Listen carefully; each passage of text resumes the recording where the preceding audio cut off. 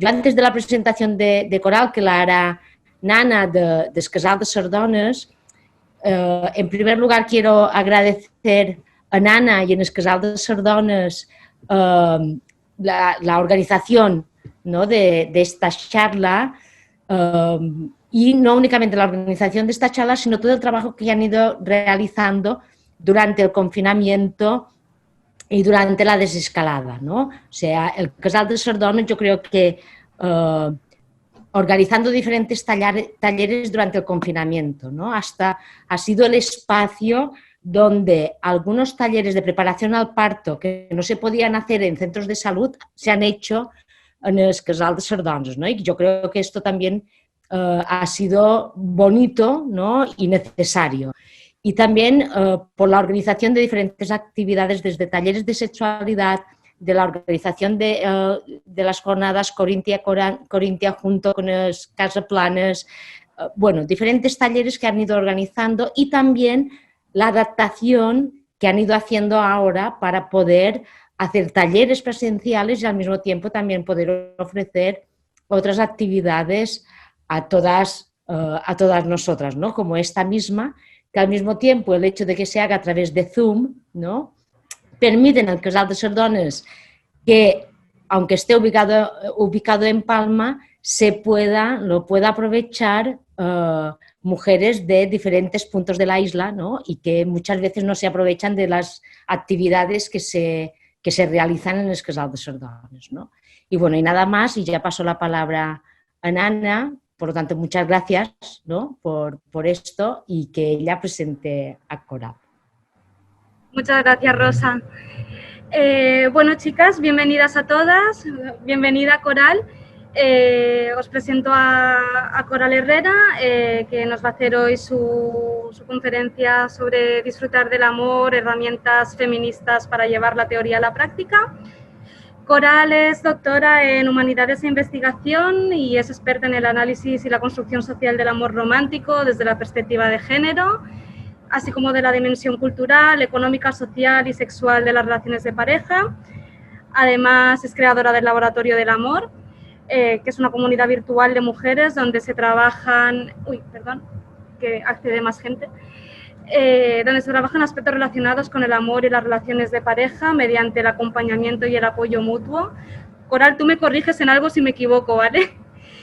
Y bueno, ella también ha trabajado como profesora investigadora en diferentes universidades de Portugal, de España, de Francia y de Costa Rica, así como ha realizado conferencias en congresos internacionales de España, México, Estados Unidos, Costa Rica, Honduras, República Dominicana, Paraguay, Ecuador, y ha escrito también varios libros y varias publicaciones de libros en diferentes revistas y libros de España y de países de Sudamérica. Bienvenida, Coral, es que no tengo mucho más que... Gracias. Bueno, mucho más como si hubieran pocos. Es que se me hace de largo, ¿verdad? Cuando leo el currículum yo digo, madre mía, qué pesadez. Pero muchísimas gracias, Rosa, y muchísimas gracias, Ana, por la organización también de estas conferencias. Me hubiera encantado por ir a Palma de Mallorca, la verdad es que lo tenía con toda la ilusión del mundo, pero bueno, debido a las circunstancias, pues bendita sea la tecnología también, que me permite conectarme con vosotras en estos momentos, y también pues haber podido conocer el trabajo que estáis llevando a cabo en la isla, que es maravilloso. Agradecer también a las compañeras que se han conectado, hasta ahora hay 25 participantes, así que os agradezco también mucho que os hayáis conectado para escuchar un ratito. Pues como ha dicho la compañera, que si queréis podéis ir dejándome mensajitos en el chat, y también iré abriendo espacios, ¿vale?, para que intervengáis vosotras. Y Ana, no sé si estamos listas para empezar. Por nuestra parte sí, cuando tú quieras. Muy bien. Bueno, no sé si me conocéis o no, o si sabéis un poco de mi trayectoria o no.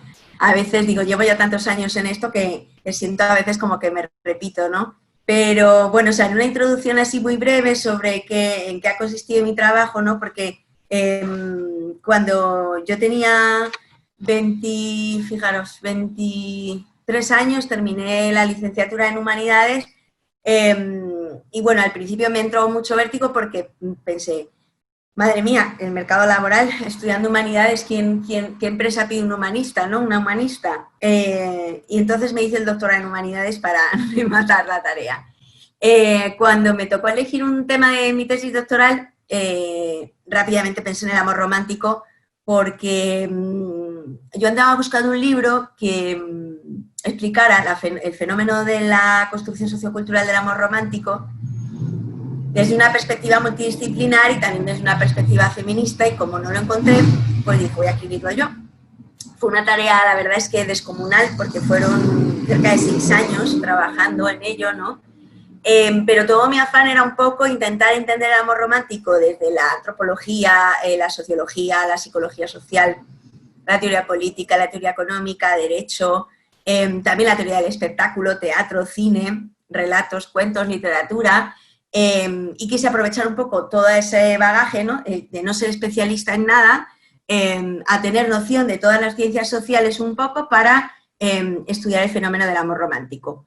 Es un tema que siempre me ha apasionado desde muy pequeñita. Yo era la típica niña que hace como que no está escuchando cuando están los adultos y sobre todo las adultas hablando, ¿no?, de los temas que hablan los adultos, y en cuanto yo escuchaba que bajaban un poquito el tono, iba corriendo ahí a pegar la oreja y a escuchar, ¿no? Porque cuando yo era pequeña no me calzaba para nada lo que yo oía en la vida real y lo que veía con mis ojos, ¿no?, en la vida, bueno, pues ver a los adultos relacionarse con las historias de amor que yo veía en la televisión, en los dibujos animados, en los cuentos, ¿no? Yo además era una voraz lectora, entonces me encantaban las historias de amor, pero veía que no había mucha relación entre la realidad y los finales felices, ¿no? Y no entendía muy bien por qué nos vendían ese cuento, y tampoco entendía muy bien por qué las amigas de mi mamá sufrían tantísimo por amor, ¿no? Sobre todo las feministas. Las mujeres que eran feministas, a mí me asombraba mucho sus discursos sobre la libertad, los derechos de las mujeres, la igualdad, la necesidad de las mujeres de tomar el poder, etcétera, pero luego las veía sufrir tanto por amor que no me lo explicaba. Cuando yo tuve que decir el tema de mi tesis doctoral, llevaba 3 años, quizá un poco más, intentando separarme de mi pareja. Entonces, fue también un interés personal a la hora, ¿no? Porque todo el mundo me dice, ¿qué te motivó a buscar el amor romántico? Bueno, en primer lugar es que me quería liberar yo, ¿no? Y me quería liberar yo porque yo decía, vamos a ver, una mujer como yo, que tiene independencia económica, que tiene estudios, que tiene ganas de vivir, que soy inteligente, guapa, maravillosa, ¿qué hago yo detrás de un hombre? Bueno, un hombre, en realidad el pobre pues era un niño, porque tenía 22 años, ¿no? Y él estaba en este rollo del llanero solitario que tiene que salir del nido materno para correr una serie de aventuras, encontrarse a sí mismo, hacerse hombre, y luego volver a por mí, a la princesa que espera en el castillo, ¿no? Y claro, yo tenía 24 años y era yo, no estoy para esperar, que decir, la vida es para vivirla ahora, ¿no? En este momento, la vida, el amor es un puro presente, ¿sí? No podemos dejarlo para después. No, yo le decía, vas a volver a por mí y yo ya estaré en otro lado. A lo mejor estoy en América Latina, le decía, fijaros, sin saber que luego me iba a vivir 9 años en América Latina. El caso es que a mí no me importaba tanto lo que le pasaba a él, porque más o menos pues, lo entendía, era miedo al amor, básicamente, ¿no? Y luego toda una serie de mitos de la masculinidad basado en el héroe que se marcha del hogar para hacerse un hombre y todo ese rollo, pero sobre todo lo que quería era entender cómo yo estaba tan enganchada y cómo yo, bueno, pues estaba tan apegada a esa relación que no podía dejarla, ¿no? Entonces decidí estudiar el amor romántico pensando que así yo encontraría la vacuna y sería la primera inmunizada, porque dije, bueno, yo es que después de hacerme la tesis no me la va a colar nadie, ¿no? Porque, claro, el tema que más me interesó fue el tema de los mitos, ¿no? Es decir, cómo logran hacernos yonkis del amor y adictas al amor a través de los mitos. Esa fue un poco lo que más me interesaba, ¿no?, del tema.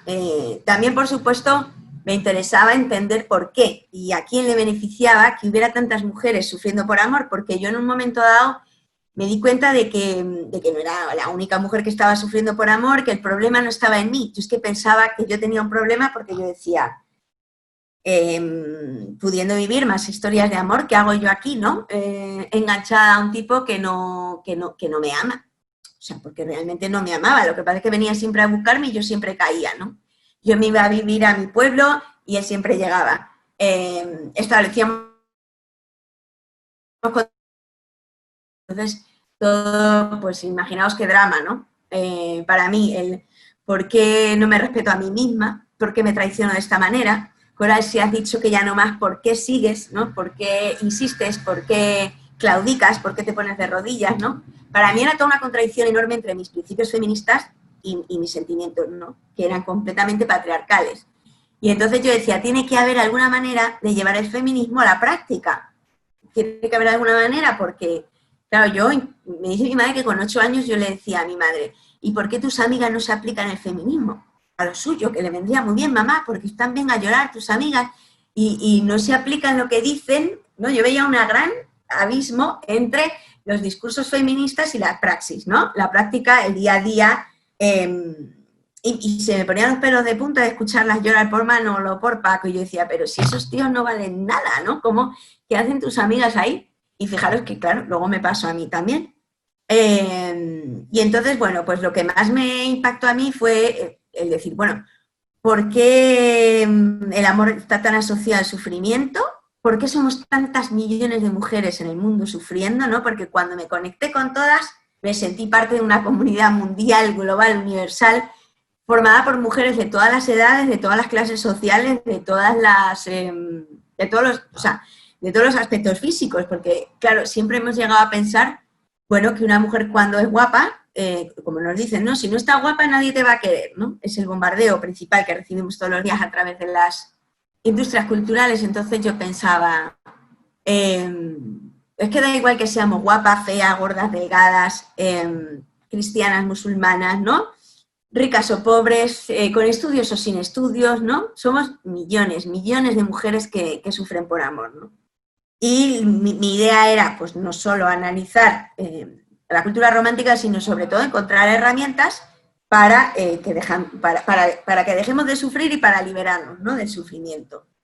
Herramientas prácticas, ¿no? Porque lo que ocurre en la universidad es que la mayor parte de nuestras obras se quedan en un rincón de la biblioteca y lo consulta nuevamente gente que va a hacer la tesis sobre algo parecido, ¿no? Y yo decía, no puede ser que una obra mía de 550 folios, que fue descomunal, pesó 3,5 kilos al nacer. Imaginaros qué bicho, casi 4. Y entonces yo decía, esto tiene que servir, o sea, que ser útil, ¿no? Y de ahí, ¿no? Porque yo siempre había creído en el lema de que la universidad tiene que salir a la calle, beneficiar a la gente y luego volver, ¿no? Que es un proceso de retroalimentación. Entonces, era el año 2009, que fue el primer año que empezó así Internet a ir más rápido, y recuerdo que me abrí un blog, empecé a publicar y yo estoy muy contenta porque veo que, aunque yo salí con el tema, al principio sí que tuve un poco de, no rechazo, pero sí que algunas risas, ¿no? De las feministas más veteranas que decían, uy, ahora viene esto a hablar del amor romántico, ¿no? ¿Por qué? Porque de alguna manera en la revolución sexual de los años 70 y 80, la idea fue, ok, si el matrimonio por amor es una trampa, entonces mejor no nos casamos y las mujeres vivimos mejor sin casarnos, ¿no? Y sin tener pareja o sin comprometernos con un hombre que nos someta y nos ponga de rodillas, ¿no? Y yo ahí en mi rebeldía yo decía, no, ¿por qué renunciar al amor? Vamos a cogerlo, vamos a desmontarlo, vamos a desmitificarlo, vamos a liberarlo de toda su carga patriarcal y vamos a reinventarlo para poder disfrutar de ello, ¿no? Ese era como todo mi afán. En el año 2015 abrí un laboratorio del amor, que es una comunidad de mujeres virtual en el que trabajamos estos temas. Hay algunas compañeras que llevan desde el 2015, es decir, ya llevamos 5 años juntas, pero bueno, el laboratorio es un lugar donde entra y sale gente, mujeres de todas las edades, de América Latina y de España, y en el que estamos trabajando juntas todos estos procesos, ¿no? Digamos que yo siento que vamos sembrando unas semillas que van dando sus frutos. Y ahora os cuento, ¿no?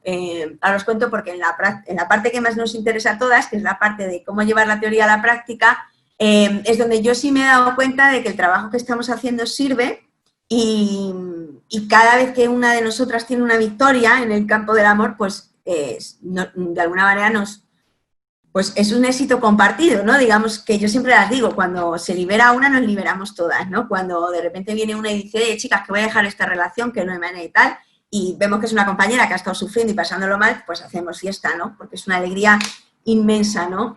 Ver que, bueno, todo el trabajo que estamos llevando a cabo merece la pena, es útil, ¿no? Para mí lo más importante es que sea útil. Claro, hay gente que en mis libros va buscando un poco la fórmula mágica para disfrutar del amor, y me decía una amiga, es que a mí, Cora, lo que no me gusta es cuando empiezas con las preguntas, que te lías mucho con las preguntas, ¿no? Y yo decía, claro, tú quieres las respuestas. Le decía, no, le decía yo a mi amiga, tú quieres las respuestas, tú quieres que te diga, mira, para disfrutar del amor, y para no aguantar tíos, Y digo, no, digo, la clave precisamente está en el trabajo que una tiene que hacer. Es decir, en los libros de autoayuda generalmente nos dan la fórmula, ¿no? Para que nos la apliquemos, ¿no? Y normalmente cuando no lo logramos pensamos que es culpa nuestra. Que hemos fallado de alguna manera o que no valemos lo suficiente como para llevar ese método a la práctica, ¿no? Además, yo creo que los libros de autoayuda siempre nos llevan mucho al rollo de cuídate, quiérete, ámate, pero en soledad, ¿no? Nunca se habla de lo social y de lo colectivo. Y mi aporte un poco, yo creo, ha sido pues el hacer una autoayuda feminista, es decir, una autoayuda con contenido político que sea útil y que sirva. Esa es un poco la clave, pero no una fórmula mágica, porque, a ver, unas mujeres somos bisexuales, otras somos heteras, otras somos lesbianas, ¿no? Cada una de nosotras está en una edad diferente, en un momento diferente, lo que le vale a ella no me vale a mí, etcétera. Es decir, cada cual tiene que hacerse su propio trabajo.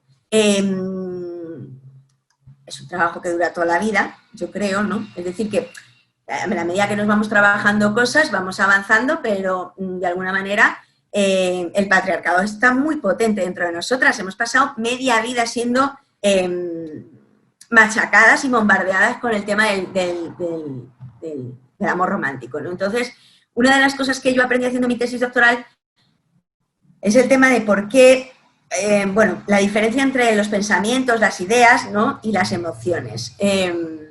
Las ideas van muy rápido, es decir, yo ahora en 5 minutos os puedo hablar de una utopía maravillosa, de un mundo en el que las mujeres por fin nos hemos liberado del sufrimiento romántico, ya no nos relacionamos desde la sumisión, ya no sufrimos tontamente por ningún papanatas y somos felices y comemos perdices, ¿no? En 5 minutos se puede construir una teoría muy bonita sobre la felicidad y el amor. Pero las emociones es un campo de trabajo que va mucho, mucho más lento, ¿no? Porque además los humanos seguimos sintiendo de la misma manera que nuestros primeros ancestros y nuestras primeras ancestras, ¿no? Es decir, tenemos unas emociones básicas y no tenemos herramientas para gestionarlas, porque además no vivimos una cultura de las emociones que generación tras generación nos enseña a lidiar con nuestras propias emociones. Por ejemplo, a mí en el colegio nunca me han enseñado a gestionar mi rabia o mi euforia o mi deseo sexual o mi tristeza.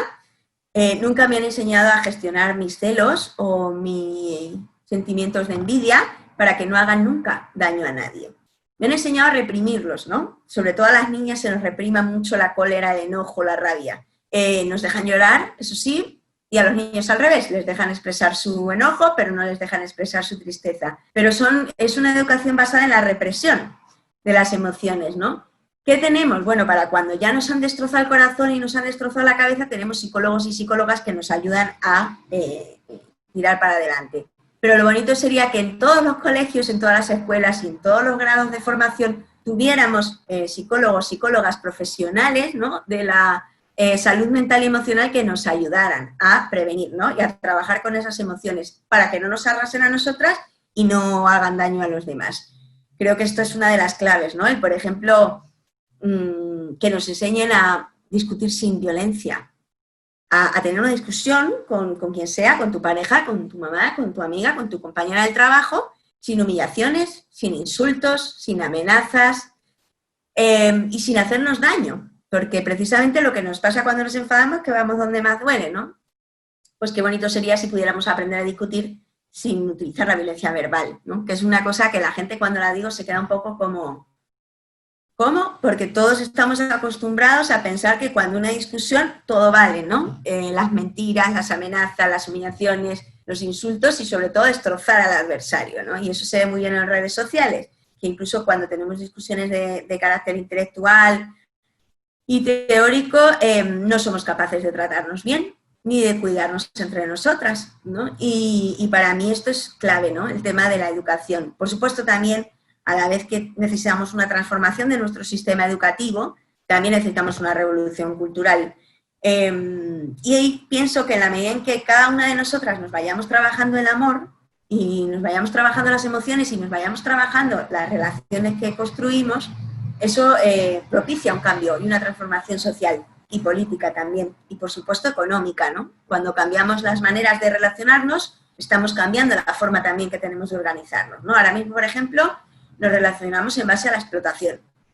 Nos explotamos unos a otros y unas a otras, según la escala que ocupemos en la jerarquía, ¿no? Y qué interesante sería poder transformar esas relaciones basadas en el abuso, en la dominación, en la explotación, transformarlas a relaciones igualitarias de cooperación, de ayuda mutua, de apoyo mutuo, ¿no? Son cosas que suenan, vamos, muy de sentido común. Para mí son muy de sentido común, ¿no? Porque nos han educado más bien para competir y para aprovecharnos los unos de nosotros. Tenemos relaciones muy interesadas con los demás porque cada cual, claro, tiene sus necesidades, ¿no? Y tiene sus objetivos. Y en este sentido creo que el amor romántico es un amor muy impregnado de egoísmo, ¿no? Y en el que el ego y la autoestima juegan un papel muy importante. Entonces, mi objetivo fue cómo liberarnos todas haciendo una tesis doctoral, convirtiéndolo en blog, convirtiéndolo en libro, convirtiéndolo en foros, convirtiéndolo en el laboratorio del amor, socializándolo en redes, ¿no?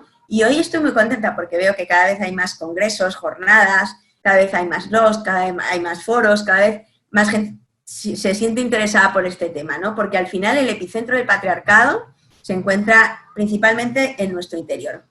Y es tremendo, ¿no? Cuando te das cuenta de que el patriarcado no es solo algo que te inoculan desde fuera, sino que lo interiorizas y luego lo ejerces tú, ¿no?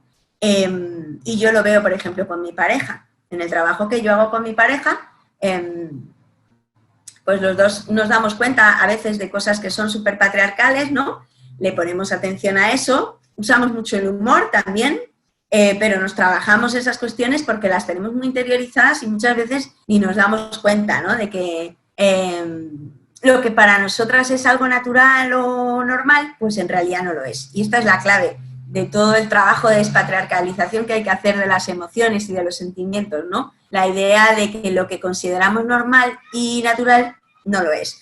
Por ejemplo, hace 30 años se consideraba que era normal pegar un bofetón a tu señora esposa si tu esposa no obedecía o si se ponía tonta o si, ¿vale? Cualquier motivo, ¿no? De hecho, hace 40 años era legal asesinar a tu mujer si no te obedecía o si estabas harto o si te sacaba de quicio, etcétera, ¿no? Lo que antes era normal, ahora no lo es. Y probablemente dentro de 10 años también, ¿no? Y lo iremos viendo. Como cosas que forman parte de nuestra cultura y que justifican de alguna manera la crueldad y los malos tratos entre nosotras y entre nosotros, van perdiendo su fuerza porque se revelan en realidad como lo que son, crueldades, ¿no? Por ejemplo, bueno, pues el tema del maltrato a los niños, ¿no? Que siempre se ha considerado que a los niños hay que pegarlos y hay que darles castigo físico para que respeten los límites, ¿no? Y ahora se está viendo pues que en realidad, bueno, pues igual que no podemos pegar a nadie por la calle, tampoco podemos pegar a un menor de edad porque los menores de edad tienen unos derechos, son sujetos de derechos igual que los demás, ¿no? Lo mismo ocurre con los animales. Yo recuerdo cuando salió la ley de protección animal, mi abuelo no lo entendía. Mi abuelo decía, pero si este burro es mío, yo si quiero lo maltrato, lo castigo y hago lo que quiero. Y yo le decía a mi abuelo, no, no es tuyo, los animales no son nuestros. Aunque tú creas que es tuyo, ¿no? Lo mismo pasa, claro, con tu mujer. Es tu mujer, entonces tú a tu mujer, si quieres, la violas, la pegas, la maltratas y la insultas porque es tuya, ¿no? Claro, esas son las cosas que vamos viendo que van cambiando con el tiempo, ¿no? Cuando entendemos que a los animales, da igual que sean nuestros o no sean nuestros, no se los puede maltratar. Entonces, en este sentido, todo el trabajo que vamos haciendo, por ejemplo, para desmitificar el amor y para despatriarcalizar el amor, tiene que ver con esta idea de que sufrir es normal.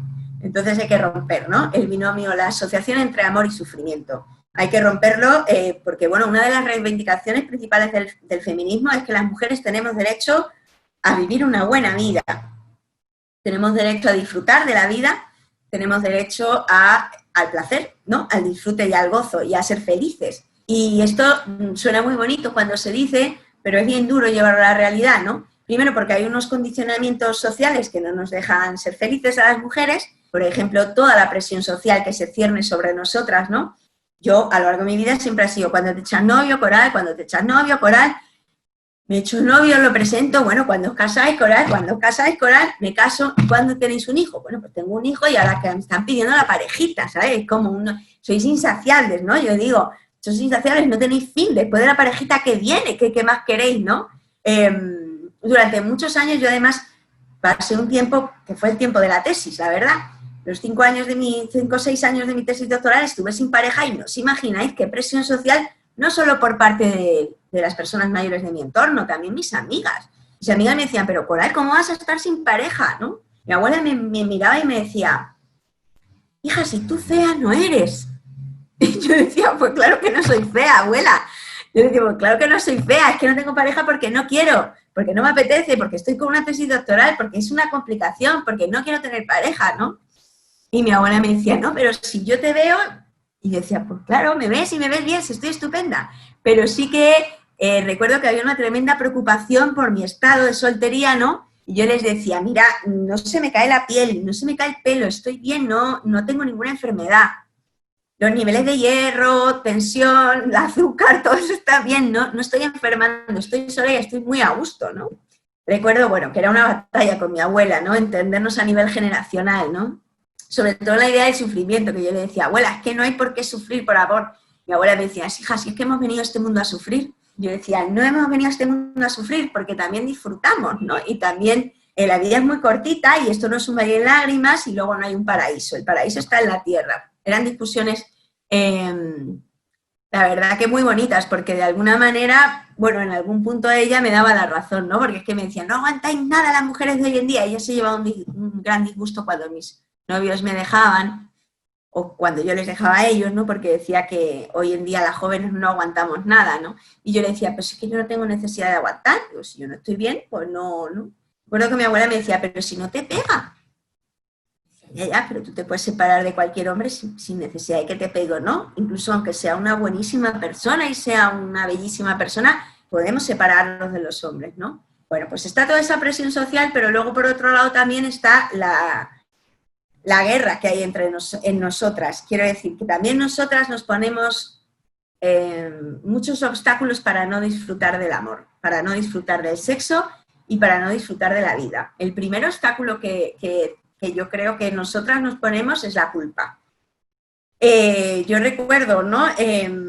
La primera noche que salí después de tener el bebé, que el bebé tenía ya 3 años y medio, por lo cual ya no era un bebé, que salí a un concierto con mi hermana y mis amigas, yo no pude disfrutar. Yo estuve toda la noche pensando, ay madre mía, si se despierta el bebé y ve que no estoy y hay que ver qué mala madre soy, yo aquí en un concierto como si tuviera 18 años, madre mía, si es que ya tengo 40, yo es que dónde voy, ¿no? Y fijaros el poder de la mente qué fuerte es, y como estoy dando lactancia se me llevaban los pechos de leche. Era una forma de que mi mente le decía a mi cuerpo, produce leche y vámonos para casa, a darle la leche a tu bebé. Y yo decía, si él no necesita leche, él ya ha cenado, si está cenadísimo. ¿Vale? Pero mi propio cuerpo se puso a echarme los pechos y las tetas para que yo me fuera a casa, ¿no? No, yo resistí y estuve hasta el final del concierto, pero realmente es muy impactante la manera en que nosotras mismas nos sentimos culpables cuando estamos disfrutando, ¿no? O cuando estamos a punto de tomar una decisión que nos viene bien a nosotras, que nos ayuda a nosotras, que nos beneficia a nosotras, ¿no? Porque realmente, de alguna manera, como estamos programadas para cuidar a los demás, para pensar en la felicidad de los demás, pues nos cuesta mucho, ¿no? Como pensar en nuestra propia felicidad y en nuestro propio bienestar. Para mí hay una clave muy fuerte que creo que es muy importante, que, bueno, traté de profundizar en ello en la tesis doctoral a través de los estudios de Helen Fisher, que es una antropóloga estadounidense que hizo un estudio muy interesante en el que pidió en un cartel voluntarios y voluntarias que estuvieran en pleno romance, o sea, súper enamorados de sus parejas, o empezando, ¿no?, la historia de amor, y luego pidió también voluntarios que consumieran cocaína. Comparó en los estudios las áreas del cerebro que se activan con los estímulos de la droga y del amor, y halló que se daban en las mismas zonas del cerebro. Es decir, que el amor es una droga, ¿no?, decía Helen Fisher, y que por eso sufrimos tantísimo cuando nos deja a nuestra pareja o cuando nosotras dejamos a nuestra pareja. Y hasta Freud, fijaros, hasta Freud fue uno de los que puso el acento por primera vez en, bueno, desde el punto de vista de la psiquiatría y de la salud mental, en que el final del amor, que nuestra pareja nos deje de querer, es una de las experiencias más dolorosas que podemos vivir los seres humanos, una de las experiencias más duras junto con la de la muerte, ¿no? Y realmente, bueno, pues se ha comprobado que cuando estamos con el desamor, todo nuestro cuerpo, nuestro sistema nervioso, nuestro sistema límbico, todo nuestro cuerpo sufre realmente, orgánicamente, ¿no? Cuando decimos me duele el corazón duele de verdad. Incluso vi, no sé si lo visteis, hace ya un tiempo, pero era un artículo que salió en La Vanguardia, creo, hablando sobre cómo el corazón duele cuando nos dejan y los beneficios de tomarse un ibuprofeno para desinflamar el corazón cuando el corazón está dolido, ¿no? Y que dije yo, mira, si fuera tan fácil con un ibuprofeno que se nos pasaran los males de amor, madre mía, en 3 días salíamos de todos los duelos. Pero no, lo cierto es que a veces los duelos son muy, muy largos, muy dolorosos, y hay mujeres que se dejan la salud mental y emocional en esos duelos, ¿no? Porque realmente el amor es una droga muy poderosa que nos impacta a nivel físico, mental y emocional.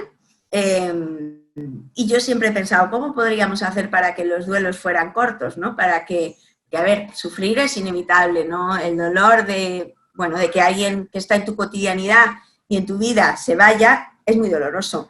Lo hemos, por ejemplo, experimentado todas cuando hemos tenido que dejar el colegio, ¿verdad? La educación obligatoria, cuando hemos tenido que acabar ciertas etapas de nuestra vida. Y bueno, siempre en esas etapas pues hay unos adioses a la gente con la que compartías cotidianidad y también es una maravilla empezar nuevas etapas de tu vida porque conoces nueva gente y experimentas nuevas relaciones, ¿no?, amorosas. Sin embargo, nos cuesta mucho porque vivimos en una cultura en la que se considera que el divorcio es un fracaso, que la separación es un fracaso, ¿no? En vez de decir, oye, qué bien que hemos estado 10 años con esta persona o hemos estado 3 meses con esta persona, lo hemos disfrutado mucho, se ha acabado, tú por tu lado, yo por el mío, ¿no? Realmente en Occidente es muy complicado separarse porque de alguna manera creo que lo vivimos como como una guerra también, ¿no? Y creemos que el éxito es tener pareja cuesta lo que cueste, cuando en realidad, bueno, yo creo que es al revés, ¿no? El fracaso es estar con alguien que no te quiere, que no te cuida bien. ¿Cuál es el problema? Que creo que las mujeres no logramos identificar cuando una persona no nos está tratando bien. Primero, porque en todas las relaciones suele haber siempre, ¿verdad? En las relaciones de malos tratos y de violencia, el maltratador tiene sus buenos momentos, ¿no? Tiene sus momentos de ternura, de cariño, y muchas mujeres piensan que esos buenos momentos de felicidad les compensan los malos, ¿no? Los malos ratos.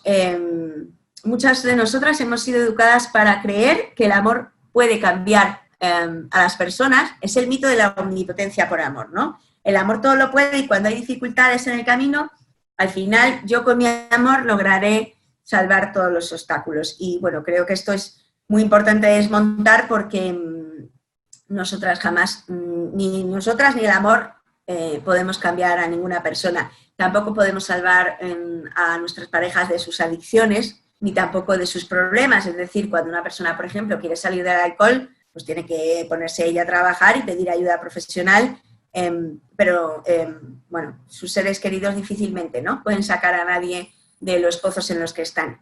El problema es que también nos han vendido este rollo del mito de la salvadora, de la mujer mamá que te guía, que te ayuda, que te enseña el buen camino, que te lleva por la senda del bien, que te explica cómo son las cosas, que te perdona una y otra vez todas las infidelidades y todas las meteduras de pata que tengas, ¿no? Muchas veces por eso hay mujeres que en vez de tener, por ejemplo, 2 hijos y un marido, suelen tener 3 hijos, ¿no? 2 hijos pequeños y uno adulto, porque de alguna manera hay muchos hombres que van al matrimonio un poco por eso, ¿no? Por encontrar una sustituta de mamá que además sea asistenta, secretaria, psicóloga, cocinera, en fin, que se nos pide un poco que seamos las supermujeres del mundo para atender a los maridos, ¿no? Con respecto a las masculinidades hay muchísimo trabajo que hacer, es decir, los hombres se tienen que trabajar muchísimas cosas, ¿no? No sé si habéis visto, el otro día publicó el Ministerio de Igualdad las cifras de la macroencuesta con los datos de las mujeres que sufren violencia, y yo la verdad es que lo leí o sea, es siempre lo mismo, en realidad las cifras varían poco, pero la sensación que me da fue ¿qué pasa con los hombres? ¿Cómo hacemos con los hombres? ¿Qué les decimos a los hombres, no? Cada vez que hay una discusión sobre este estilo es que no todos los hombres, no, vamos a ver, hay un problema con la masculinidad. Pensar, por ejemplo, yo lo pienso con mi hijo, ¿vale? Si un día mi hijo tiene problemas con la violencia, a pesar de toda la educación feminista que yo le estoy proporcionando y de todo el amor con el que estoy educando, si mi hijo un día se da cuenta de que no puede gestionar su frustración, su ira, su dolor y hace daño a su compañera, ¿qué recursos tiene mi hijo para poder llegar a pedir ayuda profesional? Recursos institucionales y educativos apenas hay. Hoy en día lo único que hay ahora mismo para los hombres que tienen problemas con la violencia es la cárcel, ¿vale? Hay pocas ayudas institucionales, educativas y sociales para educar a los niños varones y que aprendan a construir su identidad masculina sin machismo, ¿no? Y sin toda esa carga patriarcal. Es muy complicado, ¿no? Cada vez hay más recursos para hacer talleres en los institutos, eso es verdad, ¿no? Que se está empezando a trabajar con los niños varones y con los adolescentes, pero está aumentando la tasa de varones adolescentes que maltratan y las tasas son realmente espeluznantes, ¿no? Entonces, creo que es muy importante que nos planteemos qué hacer, ¿no? Las mamás feministas, por ejemplo, de niños varones, nos encontramos muy solas frente a la sociedad. Las series de televisión, los dibujos animados, los cómics, las tiendas de juguetes están todo el tiempo intentando hacer de nuestros hijos unos niños violentos, ¿no? Sus héroes son asesinos. Las referencias de masculinidades que tiene son gente muy violenta, que tiene mucho éxito, que acumula mucho poder, que está rodeado de, bueno, pienso por ejemplo en los videoclips de los reggaetoneros, ¿no? Rodeados de mujeres ansiosas por tener sexo, billetes y cochazos, ¿no? Esas son las referencias que tienen nuestros niños. Entonces, tendríamos que preguntarnos qué estamos haciendo, ¿no?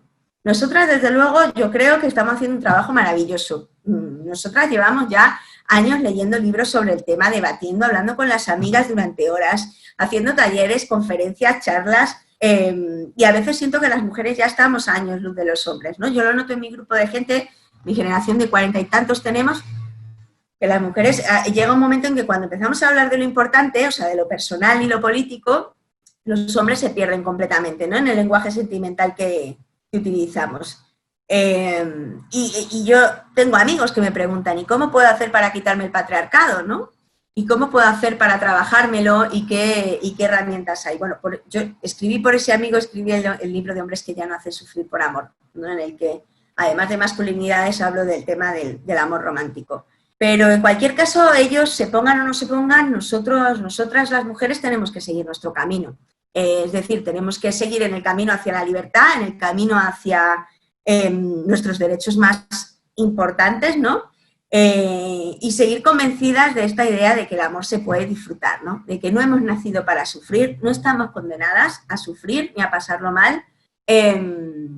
Y claro que hay formas de intentar llegar al control de las emociones propias, a despatriarcalizarse las emociones propias y a trabajar el tema del amor, ¿no? La metodología de trabajo que yo utilizo con mis compañeras del Laboratorio del Amor está basada en la autocrítica amorosa. La autocrítica amorosa consiste en, primero, entender la cultura en la que estamos, es decir, intentar comprender cómo hemos aprendido a amar y cómo hemos aprendido a amar en nuestro entorno, claro, familiar, cómo nos han amado a nosotras, nuestros papás y mamás, cuidadores, cuidadoras, cómo se han amado entre ellos, ¿no? Qué referencias amorosas hemos tenido en nuestras familias, ¿no? Y ahí yo, pues, en el trabajo que hago con las mujeres en mis talleres y todo, os invito a pensar, ¿no? ¿Cómo te han amado?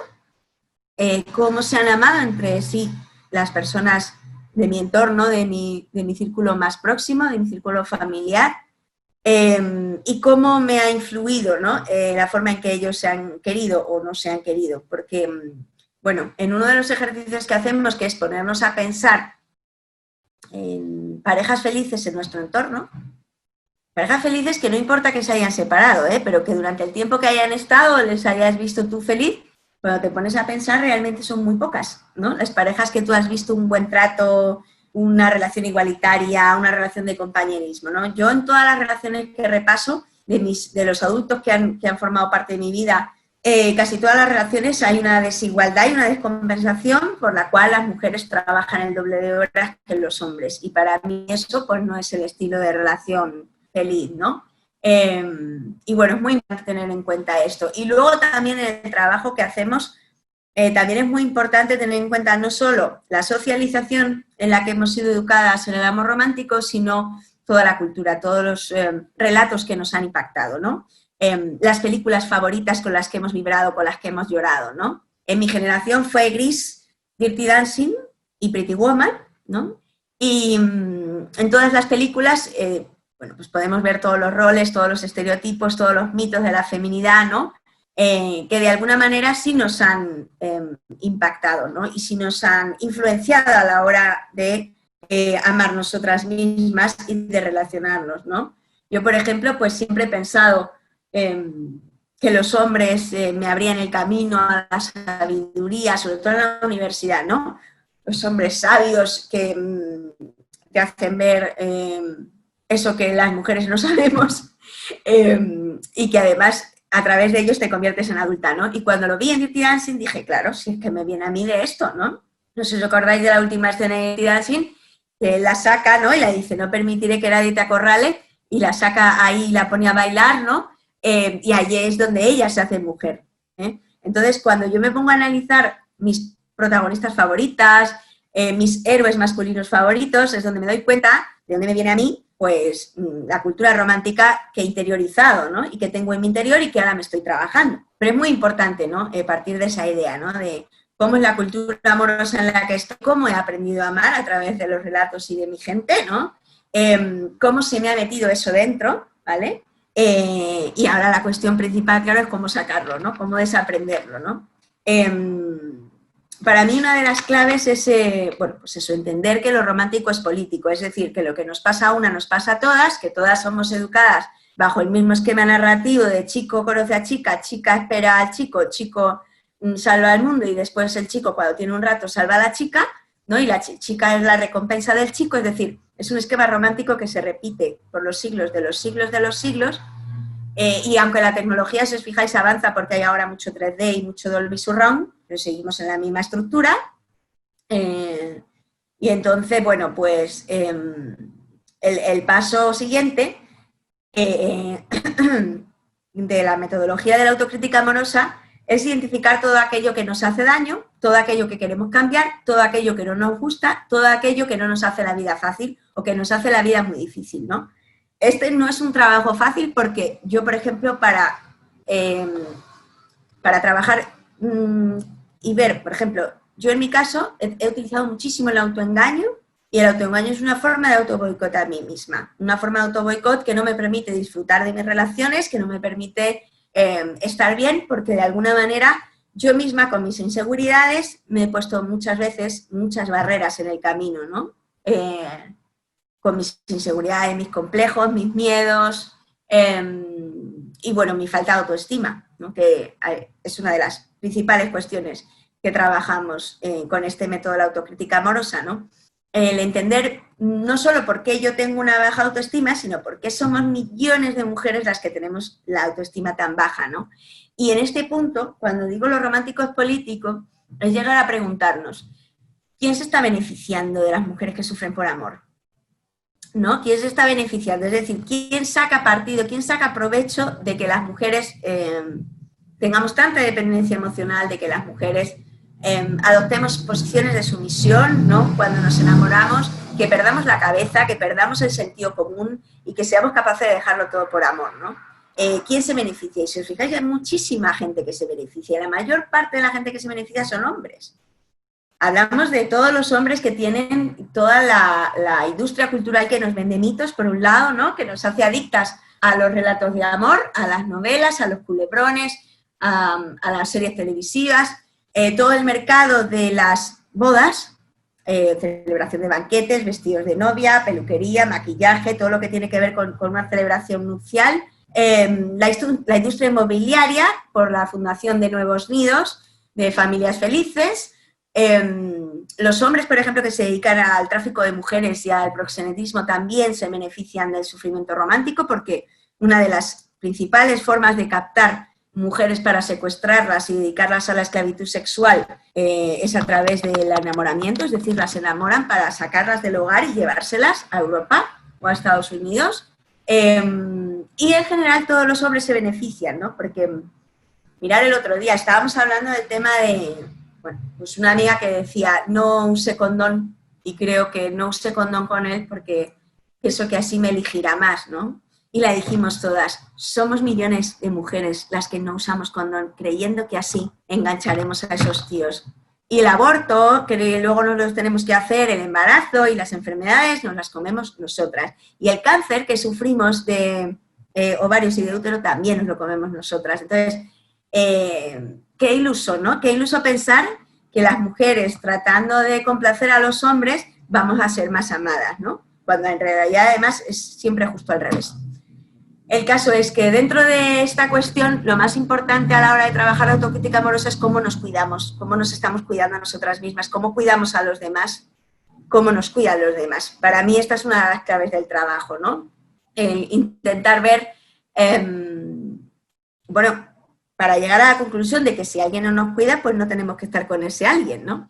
Que suena muy bonito, pero que en realidad tiene todo un proceso de trabajo, el entender que cuidarse no es estar en una dieta y adelgazar, cuidarse no es ir a la peluquería a que nos quiten las canas o nos pongan unos rizos o nos alisen el pelo, cuidarse no es ir de compras y comprarnos ropa nueva, cuidarse sobre todo es elegir la gente que quieres que te acompañe en el camino, la gente con la que quieres compartir tu vida, ¿no? Cuidarse es tener cerca de ti gente que te sepa querer bien.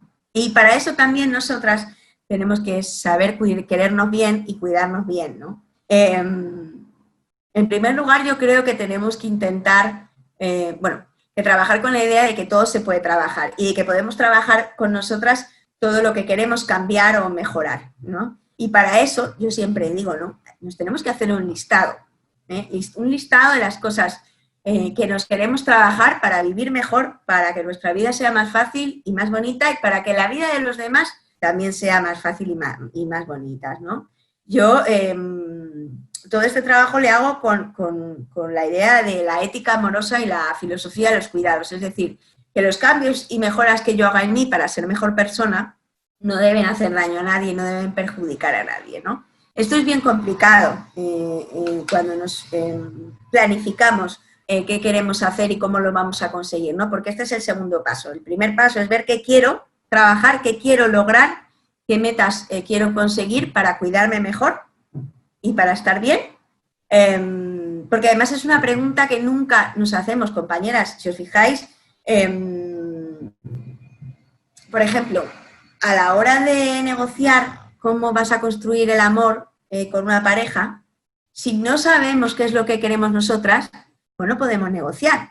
Es decir, yo, por ejemplo, cuando me planteé al leer a la grandísima maestra, ¿no? Marcela Lagarde, las claves feministas para la negociación en el amor, de repente tenía 33 años ya y yo de repente dije, pues si es que yo no he negociado nunca. Si es que yo siempre me he adaptado a lo que me he encontrado. Cuando me he encontrado con un chico que quería vivir una relación romántica, pasional, monógama de la muerte, la he vivido. Y cuando me he encontrado con un chico que quería una relación abierta y...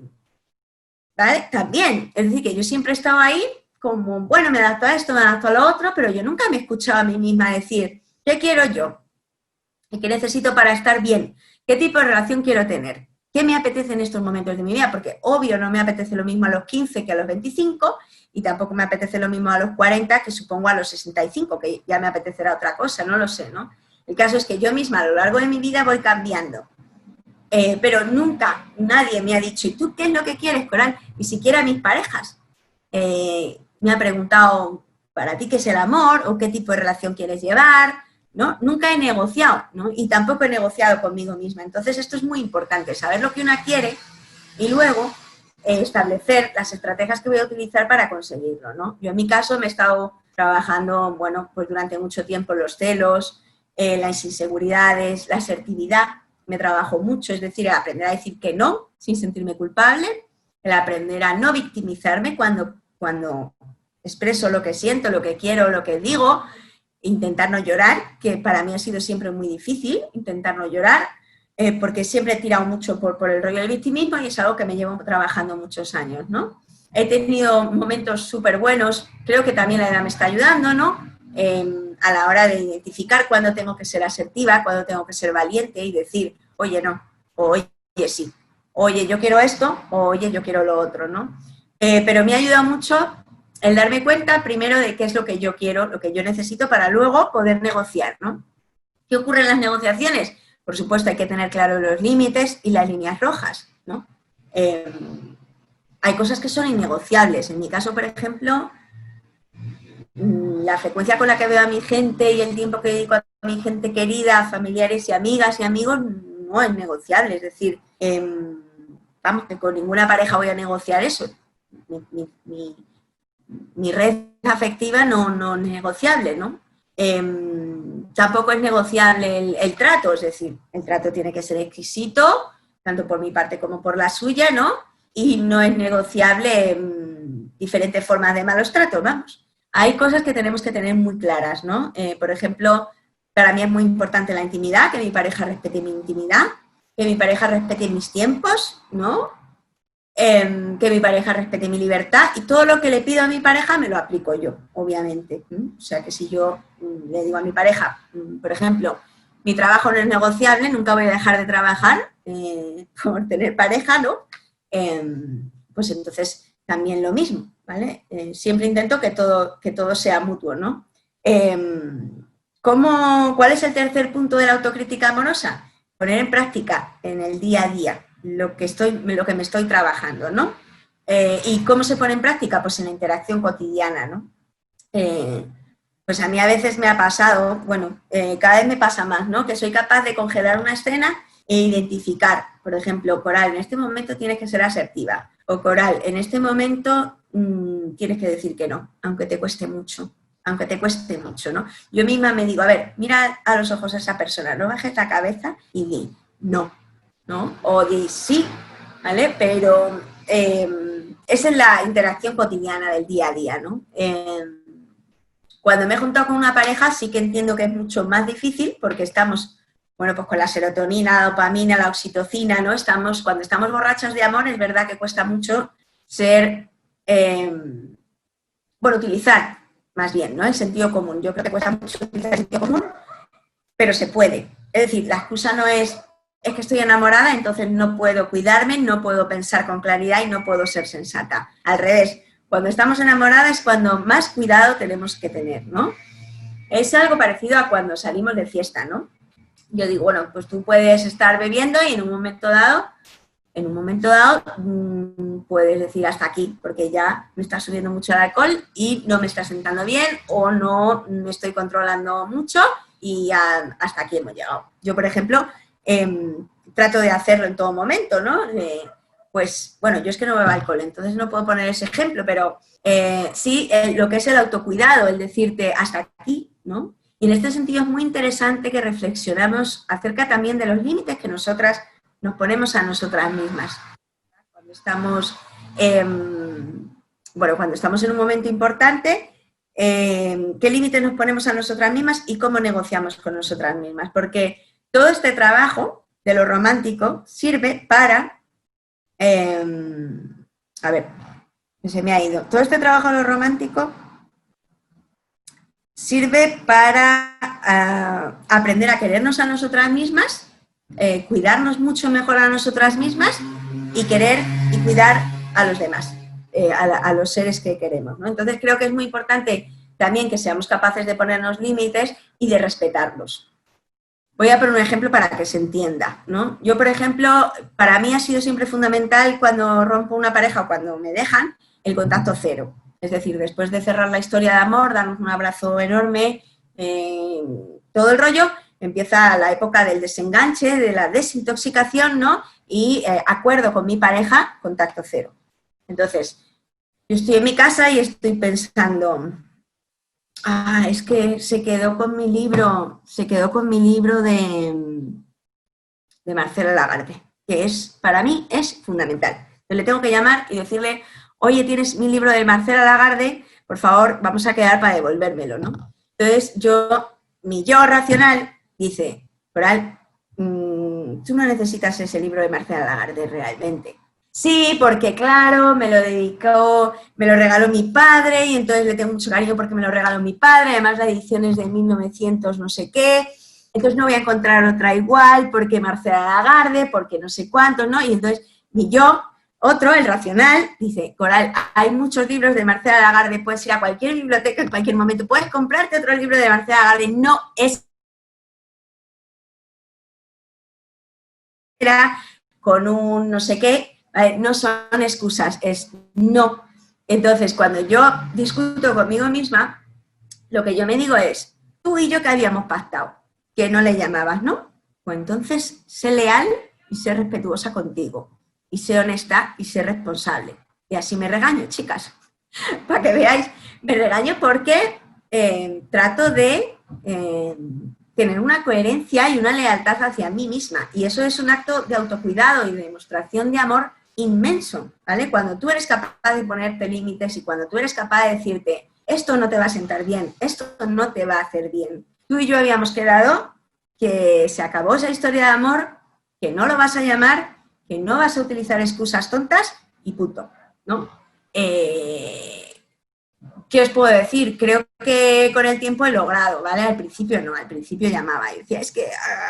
me sentía muy mal cuando yo rompía pactos conmigo misma y hacía cosas que sabía que no me estaban haciendo bien, que no me convenían y que además no iban a servir para nada. O sea, que llamar a tu novio llorando para que vuelva contigo no sirve nada más que para nada, no sirve para nada. Es decir, que por mucha pena que des no van a volver contigo y que además normalmente eso baja la libido a cualquiera, ¿no?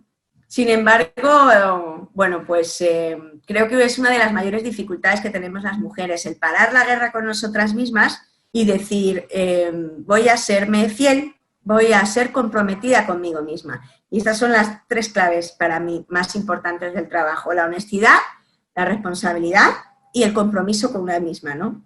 No puede ser que estemos, por ejemplo, sintiéndonos tristes porque hay hombres que no se comprometen con nosotras, si nosotras tampoco sabemos comprometernos, ¿no? Con nosotras mismas, con nuestro cuidado, con nuestro bienestar, con nuestra salud mental y emocional. Una cosa muy importante que tenemos que tener muy claro es que sufrir por amor no es gratis. No es gratis. Es decir, tú puedes decir, bueno, yo soy fuerte, voy a estar, pero imaginaros, ¿no? Que estáis con un chico que sabéis que no os quiere o con una chica que sabéis que no os quiere, que no os ama. Tú puedes decir, bueno, yo soy fuerte y yo puedo estar en esta relación porque yo puedo con esto, ¿no? No es cierto. Es decir, que una persona no te ame es un dolor muy grande y se puede aguantar unos meses, pero tiene un coste porque hay un machaque de fondo muy doloroso, ¿no? Cuando estamos con alguien incluso que nos quiere pero no nos ama como a nosotras nos gustaría, que también es muy importante, ¿no? Cuando en una relación no eres correspondida y no te sientes cuidada, pues el dolor es muy grande y el dolor nos envejece y nos deteriora cognitivamente y deteriora nuestro sistema nervioso y nos deja a veces huellas que no se van. Y esto es muy importante, ¿no? Que lo tengamos en cuenta porque, bueno, el sufrimiento tiene un coste, no es gratis y hay muchas veces, bueno, que nos llevan muchísimos años de terapia, ¿verdad? Trabajar todos esos dolores, todos esos sufrimientos para poder vivir la vida. Entonces creo que es muy importante el compromiso con una misma, con la salud mental y emocional, con los pactos que hacemos con nosotras mismas para cuidarnos, ¿no? O sea, si tú sabes, por ejemplo, que no te sienta bien el café, imaginaros, ¿no? Que no te sienta bien el café, entonces tienes que decir, bueno, pues ya no tomo café, o voy a buscar el café descafeinado, o voy a buscar los cereales que tengan otro tipo, ¿vale? Cualquier cosa que no te sienta bien, que no te hace bien, pues tienes que decir, ¿no? ¿Qué hago con esto? ¿Sigo en esto? ¿Lo dejo? ¿Cómo me cuido? ¿No? Lo más importante cuando trabajamos lo romántico es ver cómo me cuido. ¿Qué sucede a veces? Que las mujeres ponemos por encima de nuestro cuidado la necesidad de vivir un romance, la necesidad de nuestra historia amorosa, muy por encima de nuestras necesidades de verdad. Porque nuestras necesidades de verdad, ¿cuáles son? Es una cosa que os invito a pensarla y a escribirla y a apuntarla.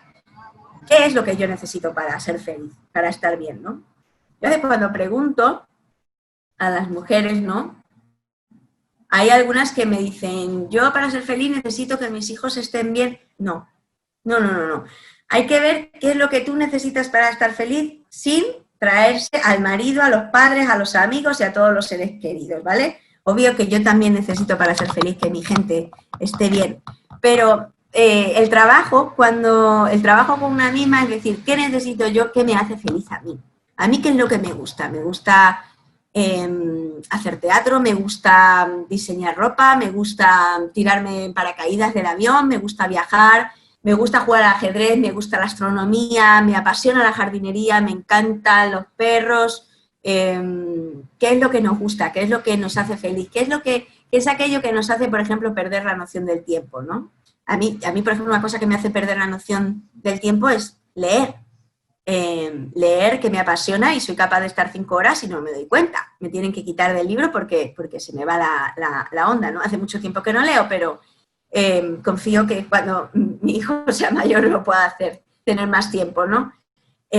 Para mí, para las cosas que me apasionan y que me gustan, ¿no? Porque creo que es muy importante el que podamos tener nuestros espacios de disfrute y tener claro qué es lo que nos hace felices y qué es lo que nos gusta para dedicarnos a ello, ¿no?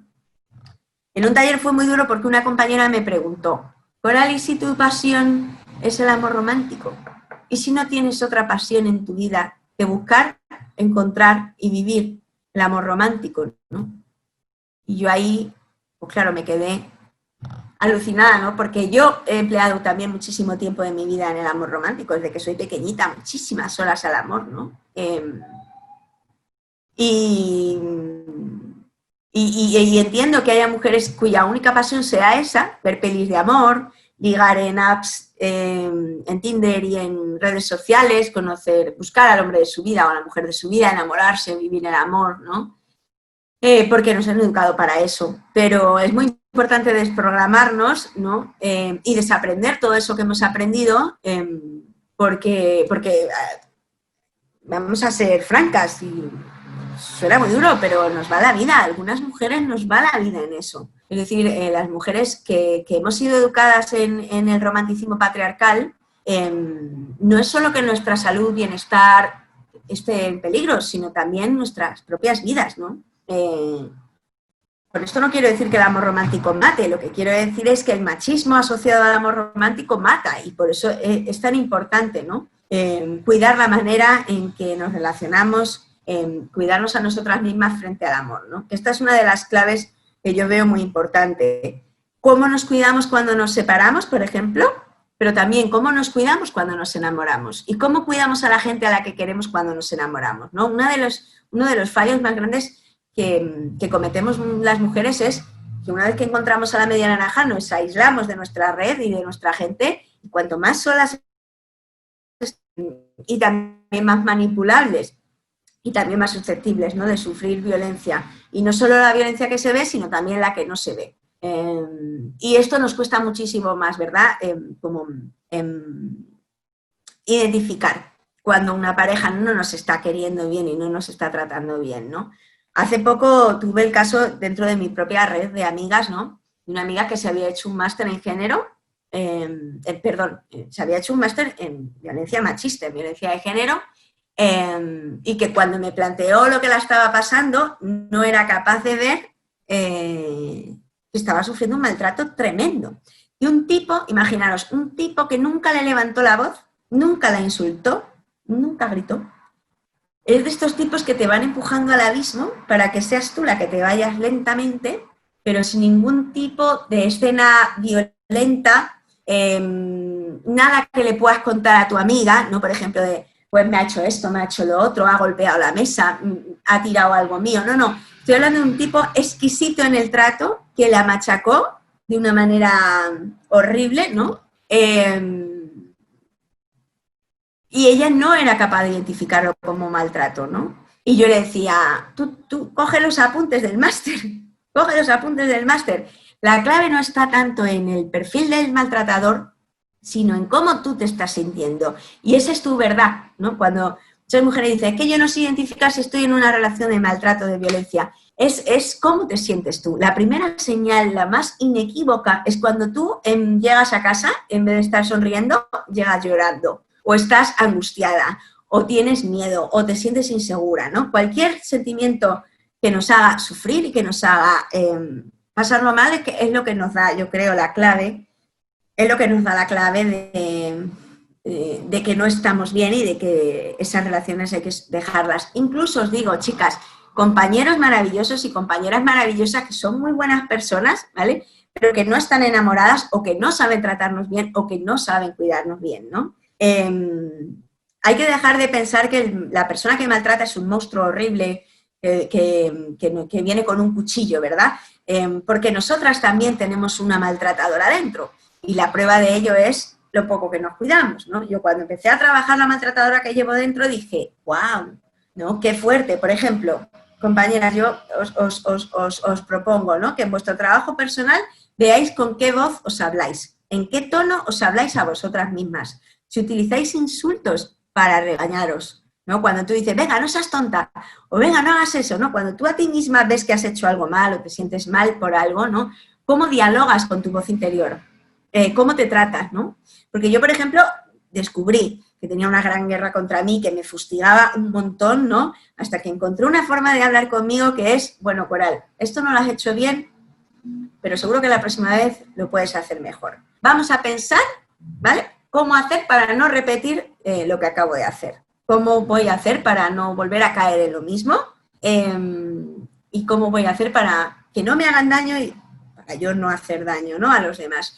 Y en este sentido creo que es muy importante, ¿no?, que revisemos cómo nos hablamos, cómo nos tratamos, cómo nos cuidamos, cómo cuidamos y cómo tratamos a los demás.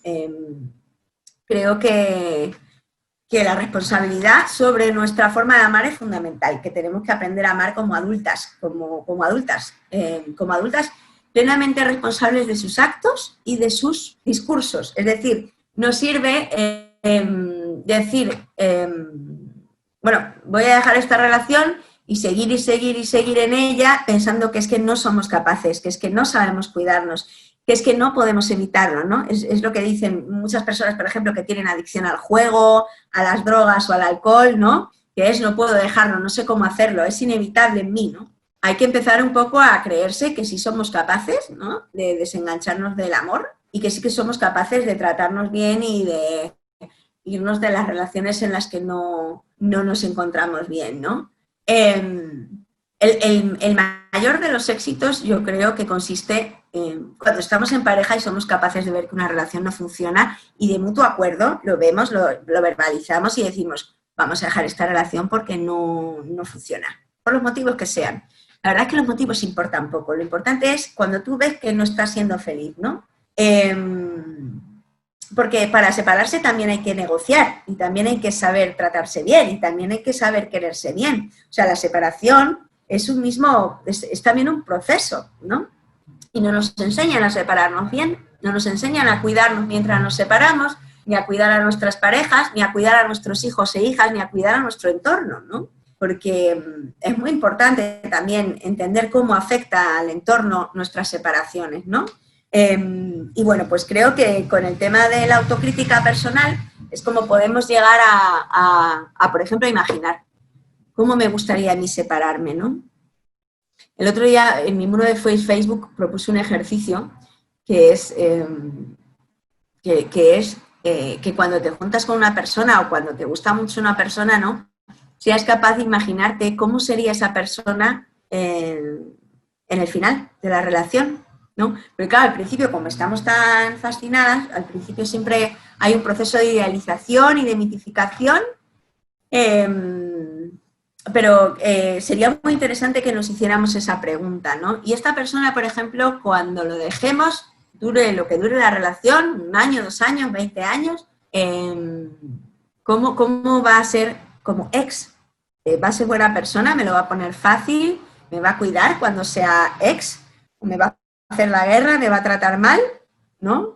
Y paralelamente hay otro ejercicio que es ¿cómo me gustaría ser yo como ex? Es un ejercicio muy duro porque a veces cuando repasamos nuestro historial amoroso, decimos, pues yo como ex soy un desastre, ¿no? O yo como ex no he sabido estar a la altura, o yo como ex me he portado re mal y re fatal, ¿no? Bueno, pues las claves sería un poco el intentar ver, ¿no? Cómo podríamos hacer para querernos mejor y para separarnos bien también, ¿no? Y para querernos en las separaciones, ¿no? Para mí la clave fundamental sería si pudiéramos detectar a tiempo ese momento en el que una relación tiene que acabar, porque nos ahorraríamos muchos disgustos y muchas penas, ¿no? ¿Por qué digo esto? Bueno, en el Laboratorio del Amor, como son foros en los que escribimos, ¿vale? Contamos nuestras historias a las compañeras, las compartimos, ¿no? Y yo suelo hacer un corte, imaginaos, no sé, un texto de 6 párrafos en el que una compañera nos cuenta su relación, ¿no? Y yo siempre pongo una señal y digo, este es el momento en el que tenías que haberlo dejado, en el que podrías haberlo dejado y te hubieras ahorrado todos estos párrafos, ¿vale? Entonces lo que hago es que ahora ellas sean capaces de ver ese momento, tanto en su historia personal como en la historia de las demás, ¿no? Por ejemplo, imaginaros, pues éramos muy felices, estábamos muy bien mi chico y yo, y entonces un día le vi un mensaje que le llegó al móvil que ponía, te amo, me encantó lo de anoche. ¿Vale? Hay mujeres que te siguen contando, y entonces seguimos la relación, pero claro, yo un día vi que tal y otro mensaje que y te cuentan una historia y tú dices, si es que te lo tenías que haber ahorrado desde el momento en que viste lo de anoche fue fantástico, ¿vale? Porque este chico te estaba mintiendo, no era capaz a lo mejor, bueno, si es una relación monógama, claro, de respetar los pactos a los que habéis llegado, etcétera, etcétera, ¿no? Lo que quiero expresar con esto, si se me entiende bien, es que hay que ahorrarse todo el sufrimiento posible, ¿no? Y yo siempre digo a las mujeres, vete a la primera, vete a la primera. Si es una cuestión que se puede perdonar, pues, pero si no, vete a la segunda y no más, ¿vale? ¿Qué quiere decir con esto? Bueno, pues que, por ejemplo, ¿cuál es el coste de estar con una persona mentirosa? ¿Vale? En la primera que le pillas, pues bueno, pero en la segunda ya no más. No se puede construir una relación con una persona que miente, ¿vale?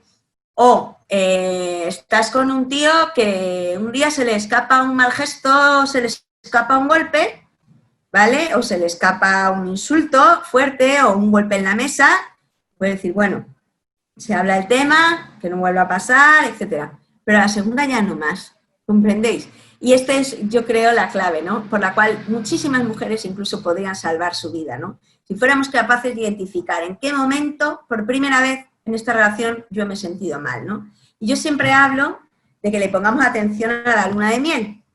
Y cuando hacemos un repaso, yo, por ejemplo, hago un repaso de todas mis relaciones y veo cuándo acabó la luna de miel, veo que hay muchos meses después que me sobran. O sea, que hay mucho tiempo que me podría haber ahorrado en mis relaciones y las podía haber dejado antes.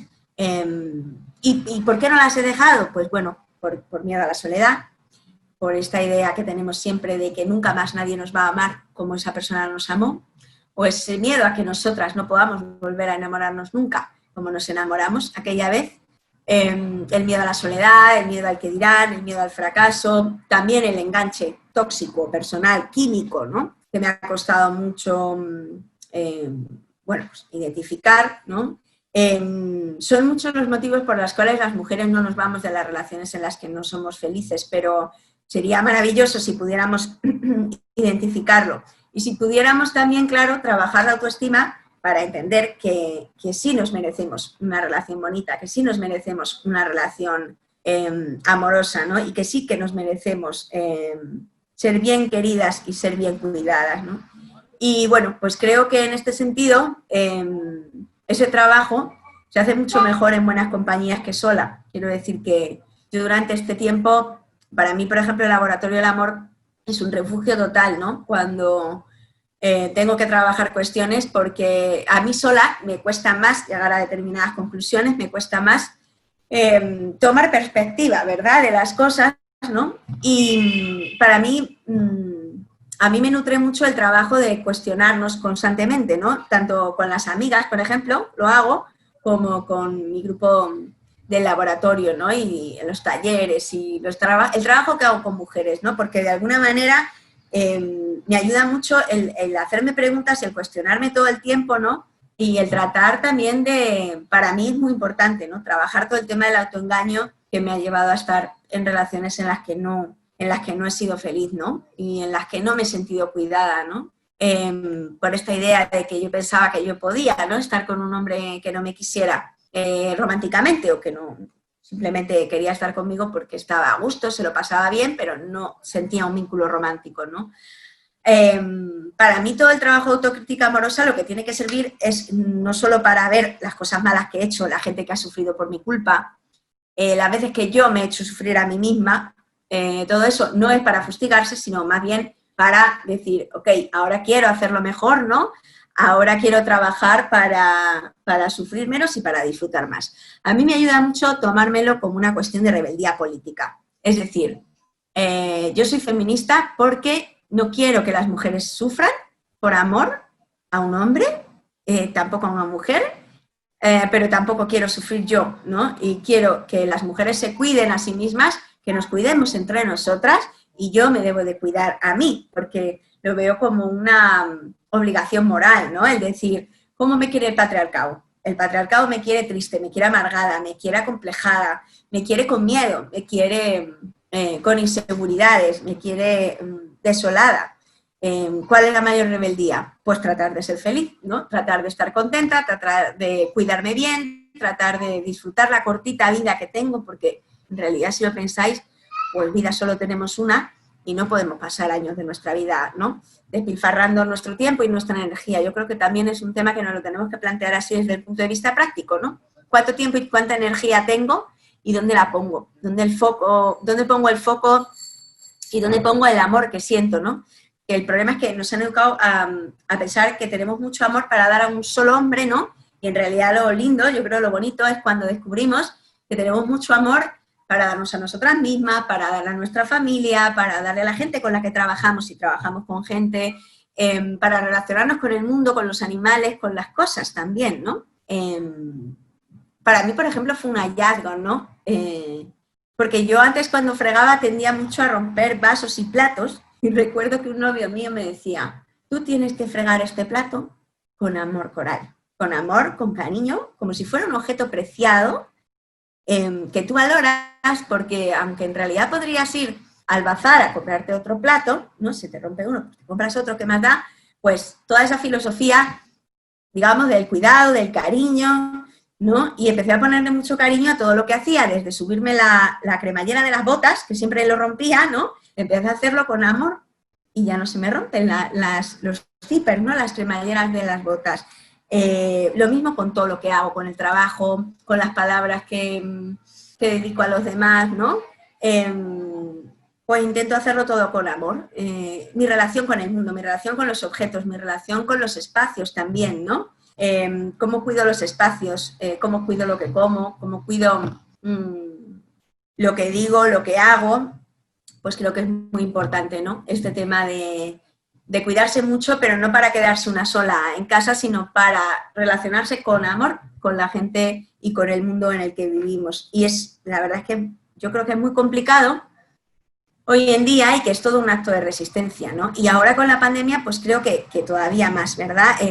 Esta distancia social que nos están imponiendo, bueno, pues tenemos que encontrar maneras, ¿no?, de hacer que la distancia social no sea una distancia afectiva, ¿no? Porque yo ahora pienso mucho en la cantidad de gente mayor que está muriendo sola, en en cómo lo están pasando, cómo lo están sufriendo los niños y las niñas, ¿no? La falta de contacto físico, cómo me afecta a mí misma también esa falta de contacto físico. Y bueno, me estoy enrollando mucho y yo quería dejar paso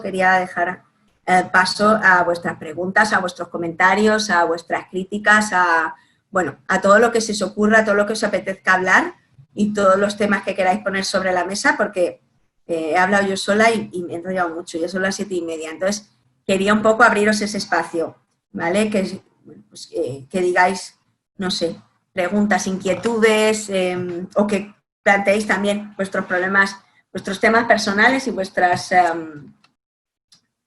dudas o cosas que queráis hablar. Creo que Ana es la que modera, ¿verdad?, los micrófonos y nos va abriendo el micrófono, ¿verdad? Conforme... Bueno, daros las gracias, de verdad, por escucharme con tanta atención y tanto amor a todas. Gracias a ti, Coral. Gracias, Coral. Una pregunta, Ana. Dime. Si te parece, podríamos dejar de grabar ahora, porque si hay intervenciones así, la gente puede intervenir de forma más libre, ¿no? Sí, una cosa es mejor. la charla, ¿no? Y otra cosa es, yo qué sé, ahora el compartir. La puesta en común, sí. Sí, ¿no? Perfecto, paramos entonces.